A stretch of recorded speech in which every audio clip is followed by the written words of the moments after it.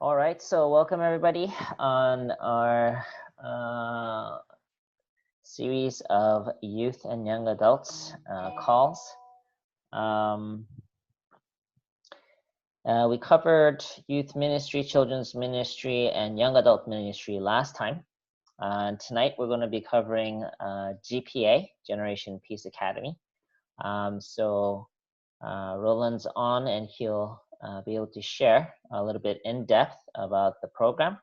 And yeah, feel free to ask questions at any time so that you have a full understanding. Before he starts, I just want to frame this a little bit also. So yeah, maybe actually, you know what, Roland, you can start with maybe the history, brief history, and then how it looks like right now. And then I'll make any comments maybe after you present. Okay. So you're on, Roland. Welcome.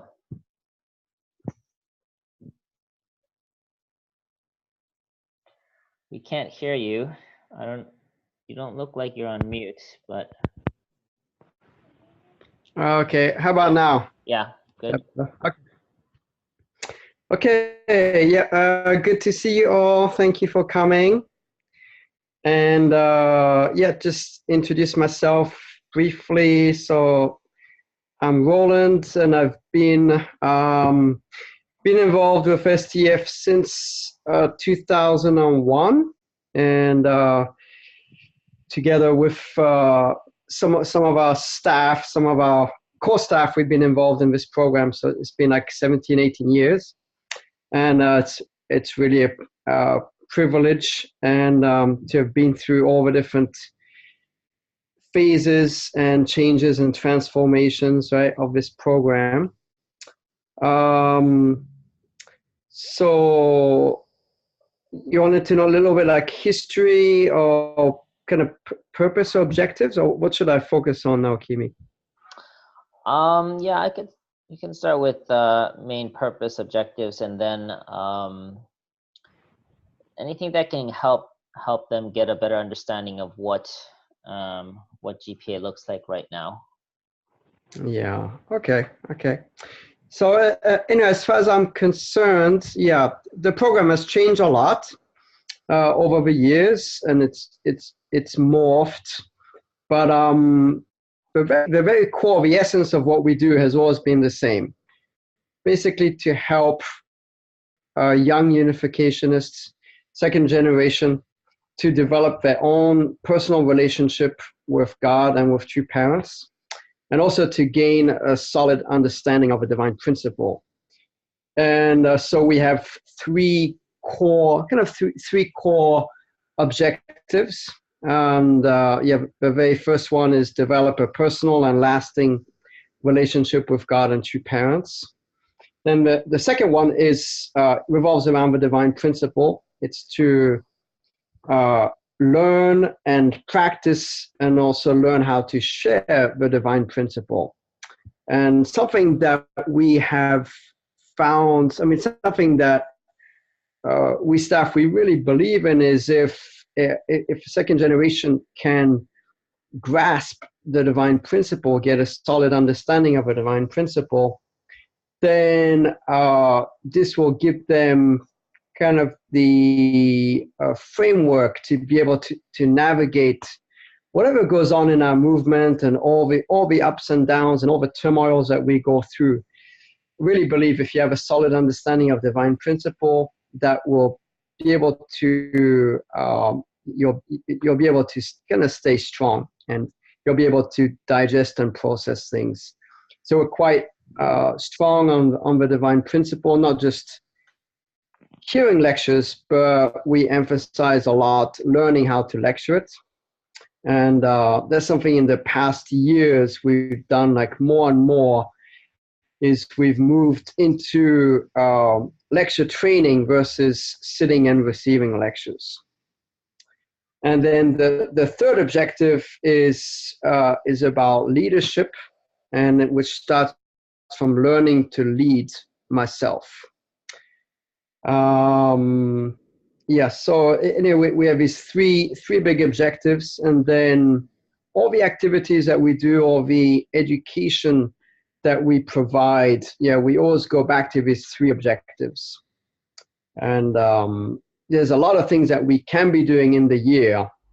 And I know at times, like, we got carried away doing a lot of things. When we had modules, it became 3 modules, and then it became 4 modules. And then some of you are smiling. Maybe you remember those times. But yeah, now we find that actually kind of less is better, or keeping to the fundamentals. 1 year is actually not a long time in someone's life, and it's actually not like 1 year. It's like nine and a half or 10 months long in the program. So if we try to fit too many different things in, we end up not without much result. So yeah, we focus on these kind of very basic and fundamental points. And what I feel like GPA has developed in the past few years compared to the earlier years of STF is we've become a lot more aware of the transition afterwards, and the need to prepare for the transition and for what comes after GPA. So the whole, I would say, the last third of the year, which is after from family workshop onwards, it's kind of preparing for that kind of step into life after GPA, and really being integrated into community. And so I used to feel in the early years of STF especially, we felt like graduating was like this scary thing, because you're going from one world into a very different world. But I would say now I don't feel that at all. Kind of even the atmosphere and the spirit of graduation has become very light, because there's a lot more preparation for kind of real life after GPA. So I'd say that's one of the big changes that's taken place in the past few years. Can you explain some of the things that you guys do after Families Workshop to kind of explain like how you help people prepare for life after GPA? Yeah, so spending time in communities. At some point, we did actually community service, but we've moved away from that. But you could maybe say a little bit like the beginning of a year is a lot of it is foundation of faith, is developing like personal relationship with God and with your parents. And then towards the whole second half of a year, we emphasize foundation of substance, which is reaching out to others. So we start by we go overseas in February. And one of the focuses of going overseas these days is, besides service projects, we've started to do witnessing overseas, or simply sharing the experience of sharing the faith with others. And after family, and actually they have really great experiences of sharing their faith, and they realize, oh, actually it's not such a scary or daunting thing. And we start by doing that overseas because maybe people are a little bit more, open. I just came back from Dominican Republic. I was there a few weeks ago. I mean, we witnessed just maybe five or 6 days, but they actually make very good contacts and guests. So some of our GPA members, our first years, have spiritual children overseas. Even they were on witnessing like 3 or 4 days, but during that time they met somebody, then the person keeps coming, that person is like being taught the divine principle. And it's very empowering actually for our second generation to experience firsthand the power of divine principle on other people's lives. And then after family workshop, like everyone goes to experience what a positive environment of witnessing looks like. Going to Los Angeles or going to Las Vegas or going to Dallas, or we're trying to find more and more places where there's like outreach going on and where it's going well and where young people are actually engaged and inspired to share the divine principle with others. Towards the end of a year or so, we have workshops, like we do Unification Thought workshop for 4 days. We invite Jerry Savito. When you hear Unification Thought or how he explains Unification Thought, you realize, wow, actually two parents prepared an amazing foundation. Divine Principle is quite religious and it's like the core. But Unification Thought, through Unification Thought, you realize, actually, we have a whole kind of framework or system to actually create an ideal world. It's all already been mapped out for us, right?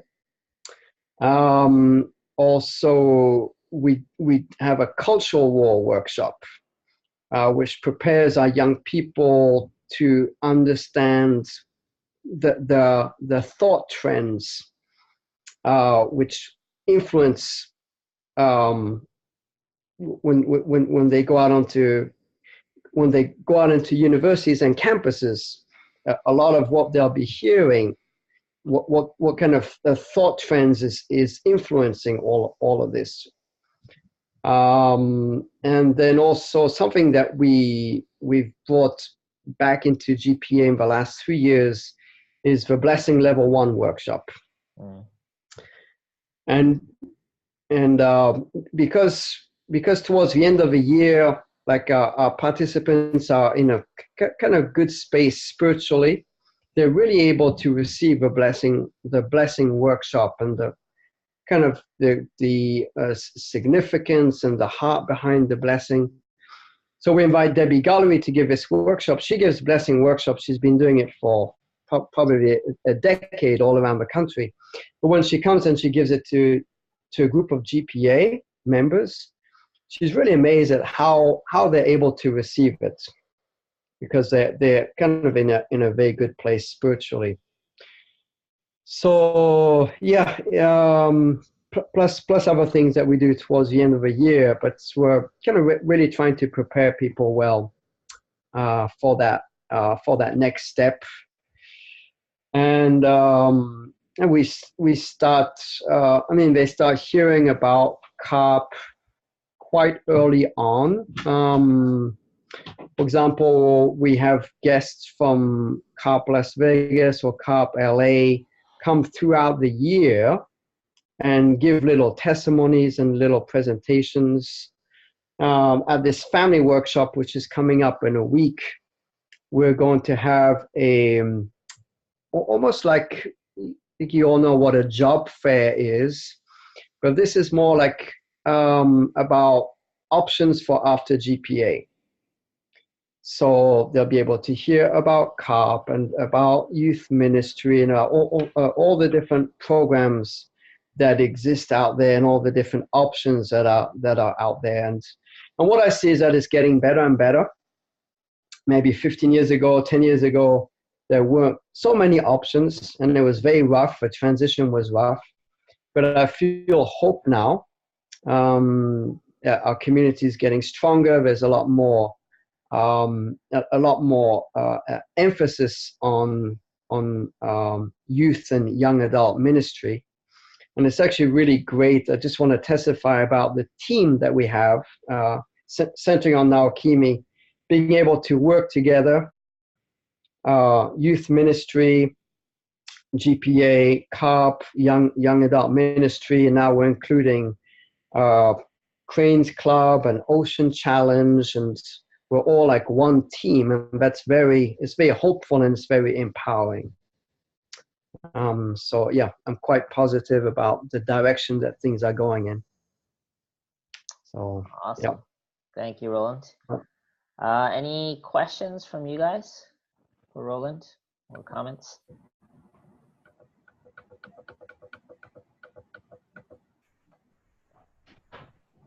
Amy, I have a question. Yeah, Rolando, go ahead. Hi, Roland. Hi there. So what challenges are you facing now with GPA as you are going forward? What challenges and what areas are you striving to improve? Okay, I mean, the first challenge that comes to my mind is the relevance of this program to this generation. And we've had, used to be a time when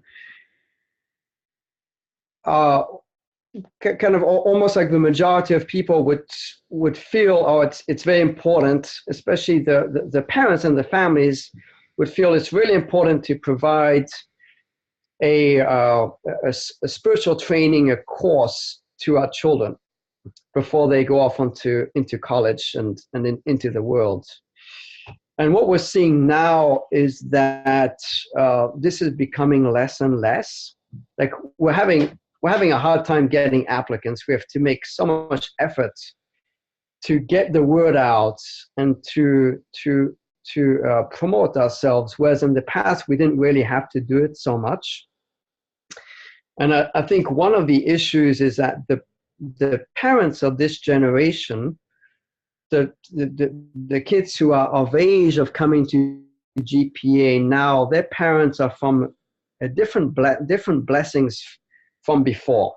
They're from 92 and onwards, 92, 95, 97, 98 blessing.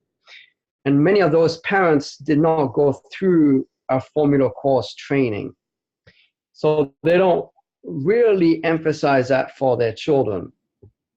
I would say that's kind of the biggest challenge that we've faced in the last maybe 3 years, when the numbers of applicants for GPA kind of went down quite a bit. We used to have, there were years, some of you remember, like 120 first years, or even one year we had 135 first years.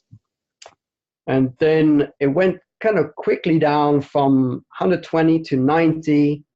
The next year was 70, and then the next year was like 60, and then 40. And the last 3 years has been around 40 first years. And that's with kind of a lot of efforts to promote and to get the word out. So that's kind of our biggest challenge is, yeah.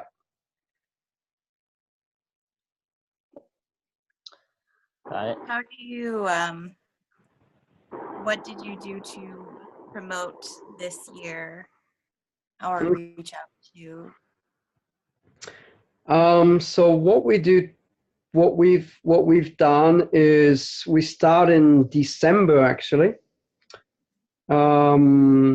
with when we have a winter break. Actually, we prepare them to go home and to their home over Christmas and the New Year, to use Sunday service and youth groups and winter workshops to share, kind of to share about GPA. That's maybe the first thing that we do.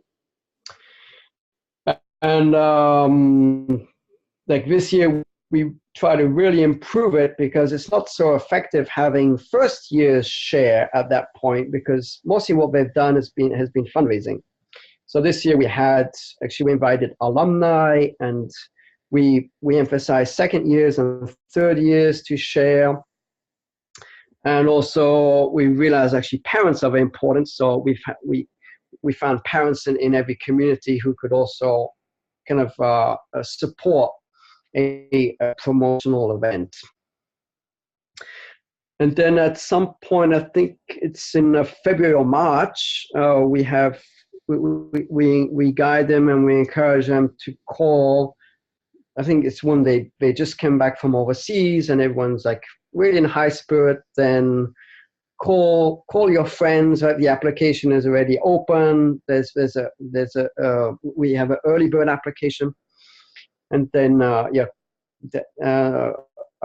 call friends and siblings and encourage them to think about GPA for their lives.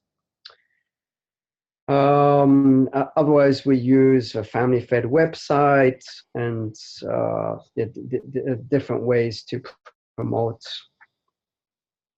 At some point, we send a memo to all the youth pastors.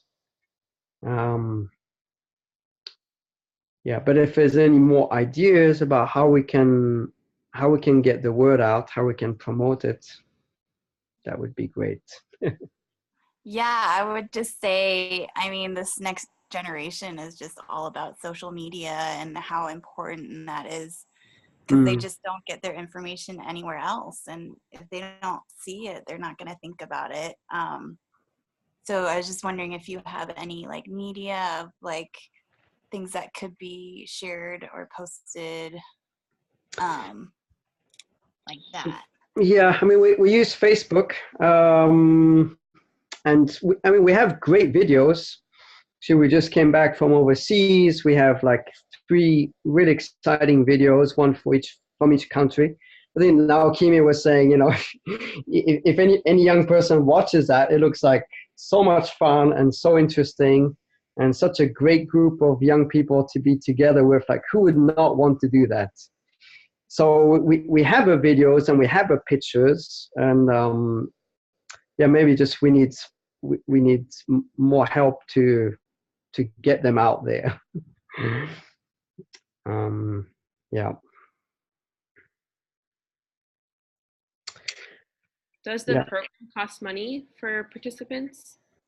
Yeah, it's $4,000 for the year. Okay. Yeah, and then what we do is there's something called pre-fundraising, which actually helps people. They can come 2 weeks early and they can fundraise, and 50% of what they make goes towards the application fee. So actually, quite typically, people make almost between $1,000 and $2,000 in those 2 weeks. Okay. And then the rest is like there'll be a payment like $200 each month or something. Yeah. Something I didn't quite share, which is an important development, but anyway, we've always felt actually 2 years is 1 year is good, 2 years is actually better. And for a long time, it used to be a 2-year program in the very beginning, then it became a 1-year program. And then the only option to do 2 years was to become a team captain, but not everyone can be a team captain. So 3 years ago, we created the Chonilguk missionary program. So there's an option to come back as a second year, either as a captain or to be a Chonilguk missionary. And that's been very successful. We started off the first time was a small group of just like 7 people. And the next year was 10. This year it's like 14. And first they were going to one country, to the Philippines. Then last year was to Costa Rica. This year they're in 3 countries. We have a team in Costa Rica, a team in the Dominican Republic, and a team in Czech Republic. And they're having just, I'm just amazed at this program. I was kind of doubtful at first, is this going to work? But I'm really amazed actually at the kind of experience that they're having, how much growth they're having. And to be able to focus a whole year on training to be a missionary, then actually going overseas for 4 or 5 months. This is really amazing. What it's doing for their lives. So that's another significant thing, that we've added recently. Just to round that up, there's first year, second year, and there's third year. What do the third year participants do? Anyway, sometimes how I explain about it is, the first year is you get a taste of what a relationship with God can be like. You get experiences, and it kind of gives you a taste. Wow, this is what life can be like. And then a second year is when you start to, you're taking responsibility for others. Either you're a team leader and you're responsible, you're investing into your 4 or 5 members, or you're Charlie Group missionary, then you're in a position to witness and kind of to give life to others. So you really have to step up and you have to take ownership of your life of faith. You realize it's not just about you, but it's, and I can see, like, in the second year, you grow that much more and it becomes a lot more solid. And then those who do a third year, they literally become like staff of the program. And they work very closely with the staff. They help kind of creating the year. And yeah, it's kind of, you grow exponentially. You grow a lot in the first year, but in the second year, you grow that much more. And in the third year, you grow so much. And then third years, they have a choice. Either they come back to be third-year Charlie Group missionaries, or they become assistants to the group leaders and the IWs, helping the other first years. And typically each year, recently we've had about around seven third years. Yeah. Got it. Yeah, so every year there is kind of a different level of experience and training for those who choose to continue. Yeah. So that's how it's designed. Okay, any other comments or questions?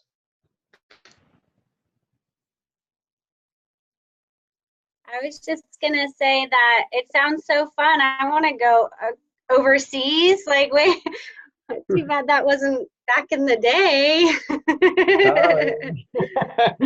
Yeah, back in the day, it was just fundraising. Yeah. Yeah.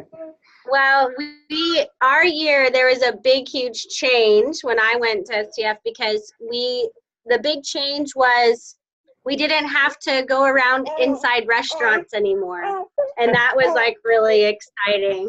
Whereas my husband's year, Ryan's year, Yeah. they had to go up to tables, but like we were lucky that was a huge change. Anyway, that was the big changes back then, but now it's like, wow, this is incredible. Yeah. Yeah. But you guys made the foundation. Yeah. I guess so. Yeah. The other thing I was thinking of is, I'm not sure, I don't think there's certain programs that used to exist, but maybe it's part of the reason that not as many young people were going to GPA is because there was like NGA and all those other programs out there, but I think they're kind of disintegrating a little bit. So you might see more, like GPA might be the only option, for that kind of thing. So. Yeah. And I've analyzed, there's a few reasons. Definitely the number of second generation who are graduating from high school is a lot less than it was 10 years ago. There was a peak about 5 or 6 years ago, was like the peak number of second generation in America. And then it's gradually going down. But still, yeah, there could be other reasons. Maybe lots of confusion in the church is contributing to that also. But yeah. Yeah, the peak age for second gen at this time is 27 years old. Just FYI. Right. And then there's a third gen kind of peak coming up. That's like probably age 1 or 2 right now. So you guys are contributing to that. Yeah. So yeah, any other comments, questions, Tammy? Yeah, I just have a comment about the transition. Sorry, out of the program, because sorry, 1 second.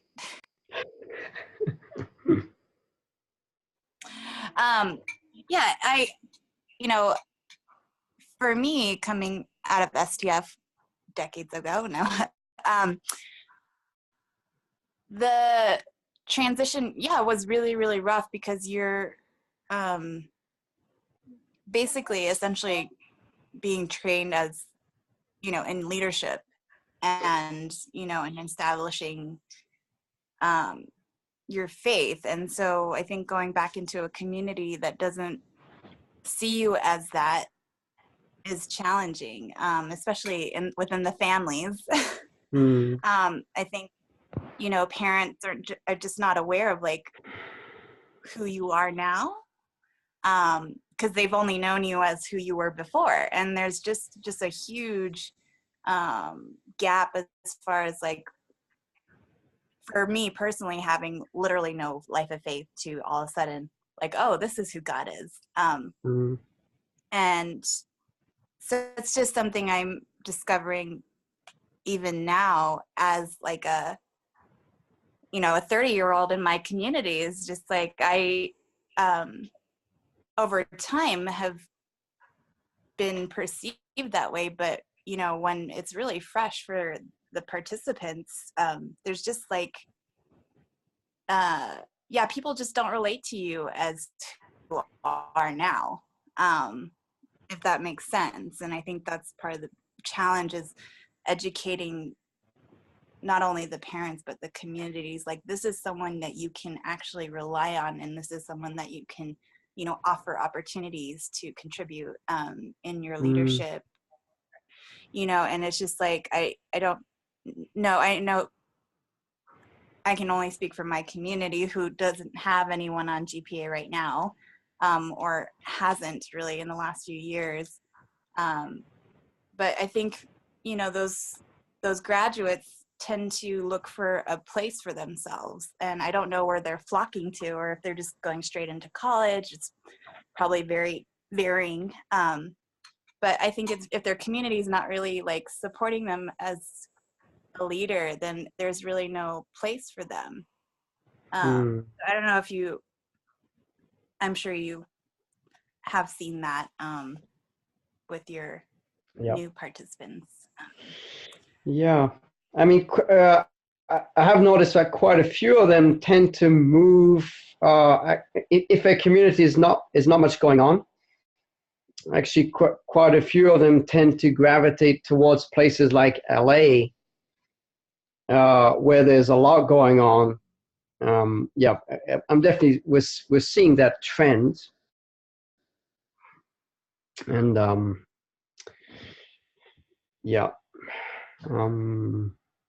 So, Tammy, one thing that I don't know if it was implemented your year or more recently, but having participants communicate on a weekly basis with their parents, so that it's not just the kids growing, but the parents are actually having a chance to interact and grow together and see the changes with the participants over time.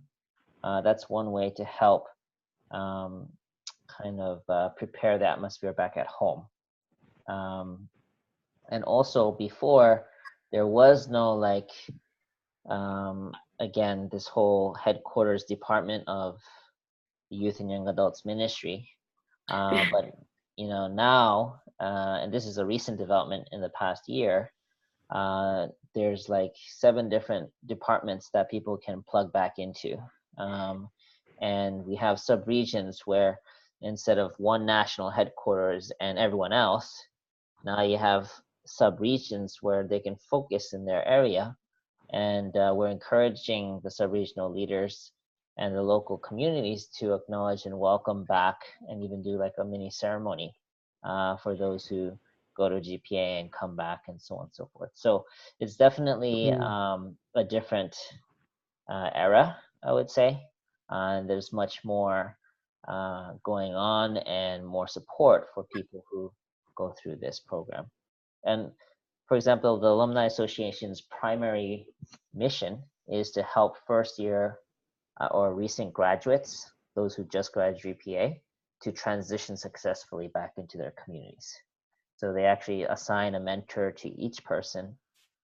They help them connect with their local pastors, local communities, local different options.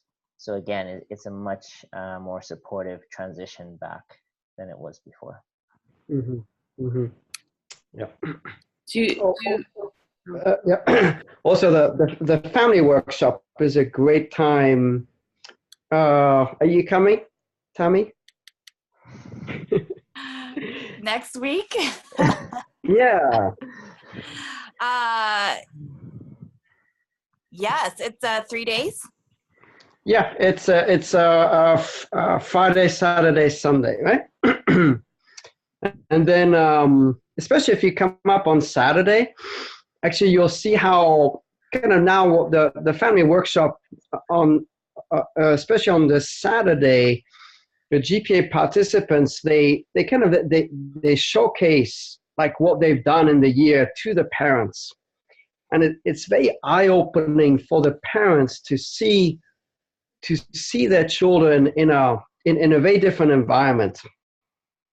And yeah, that's kind of a time when actually kind of parents see their children as almost as grown up people, like who have their place in the providence. And yeah, it's just it's really kind of an exciting time. So hopefully we'll see you there. Do a lot of the participants apply to college before? Like when I went to STF, I applied to college, took a year off, Yeah. first year, and then went back to college. Yeah. That's what we strongly suggest. Yeah. Yes. And with that in mind, do they still go to the same schools, or do they change their mind after they've gone through STF and then? Because I don't know the percentage. I'd say most of them go to the same schools, but quite a few of them do actually change. Because I grew up in New York, where we had a huge community, but I ended up going to school in Georgia after STF, and I found that I was more helpful in a smaller community as somebody that went through STF, because then I could help the Atlanta workshop. I could help all these other places that didn't have that many people that were in that age group that could help the younger kids or different things like that. So I think that's something that might not happen, unfortunately, because places like LA or that you mentioned are more exciting. But those other communities need more help as well. Yes, that's true. Yeah. I mean, it's all about relationships. So I think if you have community members, local leaders going to the GPA Families Workshop and helping people feel welcome back to their community, I think it's a great place to recruit. Yeah. Something of what Roland, you said, the participants' parents are just kind of a different age and might not really recognize the value and of what this could be for their kids.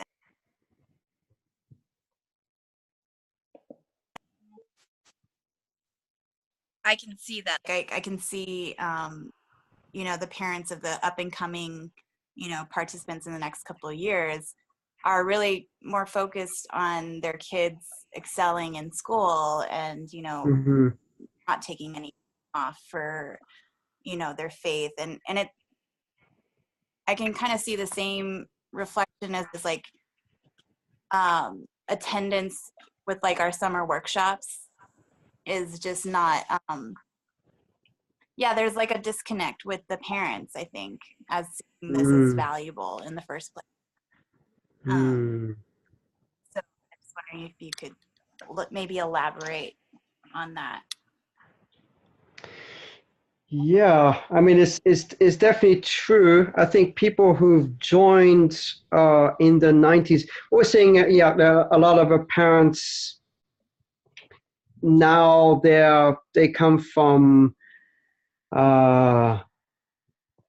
Japan, Philippines, Africa, South America, and maybe it looks like those countries, they didn't have the same kind of education or training that all the parents who joined in America in the 70s and 80s, they went through a real formula course and training, and then maybe a lot of you come from those blessings, right? From the 1982 blessing. I mean, we for years and years, we had a wave of like STF participants. The great majority were from that, children of that 82 blessing. Right? Mm-hmm. But yeah, now it's quite different, and the parents are different, and like you said, there's seems to be a big emphasis on academic and on career. So we have to find a way to educate the parents. Yeah, and it might be it might be even we need to change the way that we promote GPA. Maybe even emphasize that actually you'll become a better student. You'll become more focused as a student, more goal oriented. You'll have a longer term vision. You'll do better in college because you'll be more clear and focused, and therefore you'll get more out of college. Maybe we need to collect testimonies from alumni and from parents, and use that to educate kind of these new parents, these younger parents. Yeah. Yeah, Roland? Oh, go ahead. Totally. No, go ahead. Oh, I was just going to say one thing that I really love that was not when I remember STF, and I'm seeing a lot of young kids struggling with this in our church, is the whole blessing thing. And I feel like as blessed families, or as true parents, it's like descendants, whatever you call them, us, you know, our main purpose in life is to like have a good marriage and have a good family so that God could be happy. That's our whole thing, right? Mm-hmm. So starting that after high school is so important. So like even the younger generation parents, telling them like, this is really good blessing preparation. And emphasizing the blessing a lot more, because like in my year, you weren't allowed to talk about the blessing almost, you know, it was like, no, if you like somebody, you can't get matched. And like, you know, I know that's all fuzzy. That was one. Yeah. And I was like, you know, I'm like this weird one that was matched at 18 or 16, blessed at 18. And it was like, okay, just don't talk about it. Don't get people excited about the blessing, you know? So I'm glad to hear that that's changed a little bit. For the young people, it's not just about themselves necessarily. And I see so many people come off of a GPA and they like go 10 years before they're ever matched. Like the average age of people being matched now is like, I don't know, I had like 3 kids by then, you know? So, not that everybody should be matched young, that's not what I'm saying, but the point is thinking about that, thinking about our purpose in life is to have a family, to have a good marriage, and that it's cool to be married, you know? So anyways, that was my little, my little vent. Yeah, thank you. Yeah, I think it's a much more healthy approach now. And actually, I feel so sorry if people, if they don't receive this blessing contents, blessing level 1 workshop, if they go through high school, then they go into college, then it's almost like too late afterwards to be able to hear this content.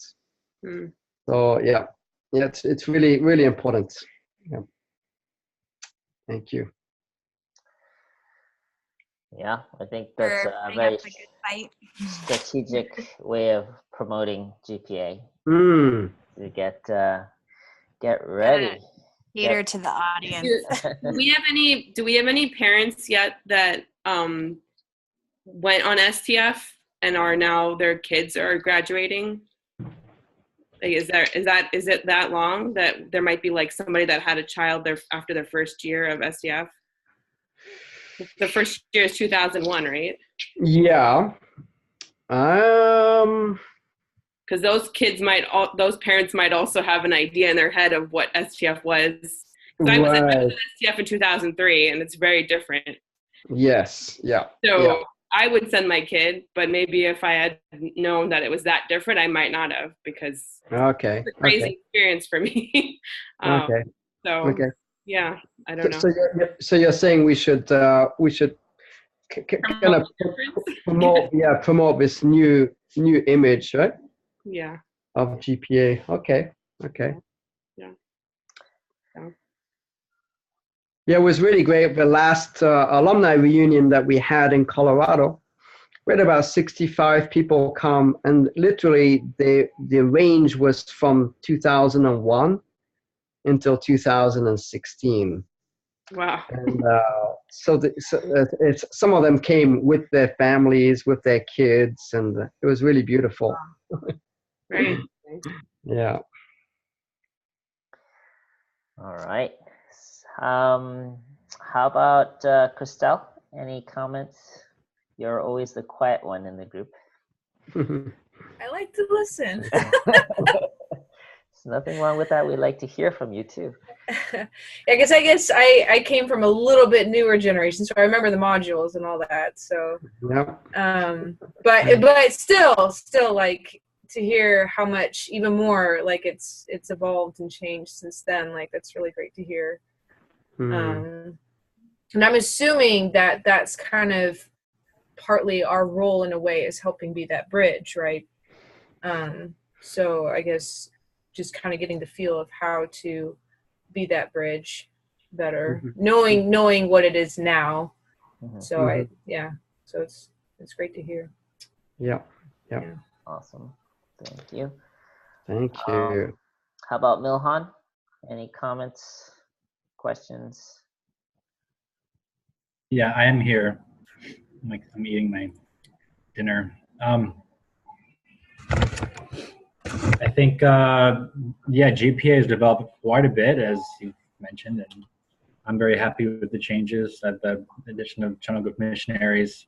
I think it's a beautiful fit and connection to, True Mother's Providence, and that works out well. I'm always, interested in what about the alumni?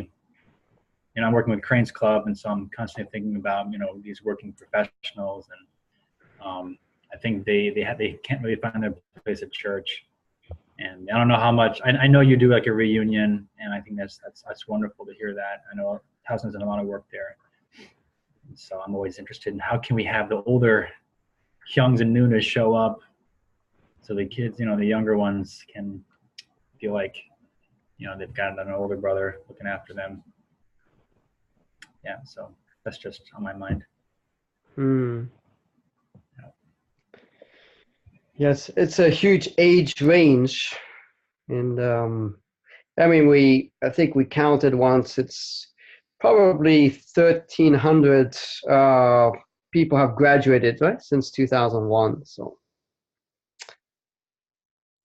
yeah. Is that? I never did STF. I did junior STF. The first year they did it with Dave Stein. It was basically Camp Sunrise and paintball and 3-day fundraising, which was like the longest days of my life. So that's the extent. I went to GOP. I was staff there for 2 years. So I definitely believe in gap years. I think it's an easy sell. I think. It's kind of normal around the world. I think it's interesting that in America it's such a strange thing. I have family in Israel. They do 2 years of military and then they take another year to travel. So, they take 3 years before they go to college. And then also in Europe too, it's very common. So I think it's interesting that in America we push kids to go to college so quickly. And they don't even know really what they want to do with their lives yet. And then there's like the people who do 1 year in college and then take some gap years. There's a few of those. So don't have to give up on them yet. Yeah. Yeah, I went after 1 year of college and did 3 years of SDF. So Oh, there you go. yep, graduated 2001. Okay, so final word. How about Reverend Rendell? If you're still here, any final thoughts or comments? Thanks, everybody. Thanks, Kimi and Roland. Thank you. I think it's time for GPA to reevaluate a lot of things. I think it's time to. I think Roland, you and I have talked about this over the years, anyway. Mm-hmm. I think it's a good time to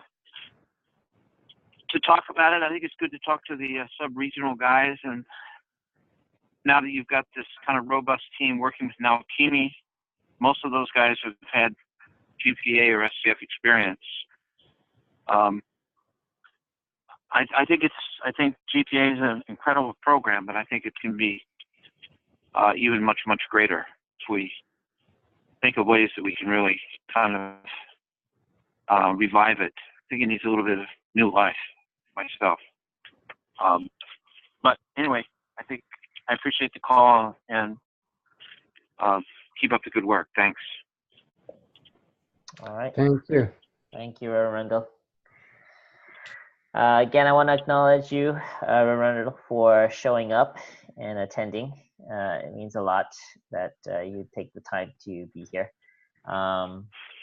So hopefully the others will get a chance to catch up with the watching the video. So, all right. So it is 10 o'clock. If there are no final questions, giving a second, then maybe final word to Roland as our presenter before we close. Yeah, just want to say thank you all for coming, and yeah, I really feel hope seeing all of you out there in the different regions, and yeah, thank you. All right. Let's work together. Yes, indeed. All right. Well, again, thank you for everyone participating and attending. There's just 2 more calls back to back on Sunday, this coming Sunday, and we'll be covering CARP and also Ocean Church, Ocean Challenge, and Youth and Students for Peace. So starting at 8 o'clock or Eastern time this Sunday. Okay. All right. Have a good night, everyone. We'll see you next time. Thank you. Thank you. Good night. Thank you. Good night, everyone. Right.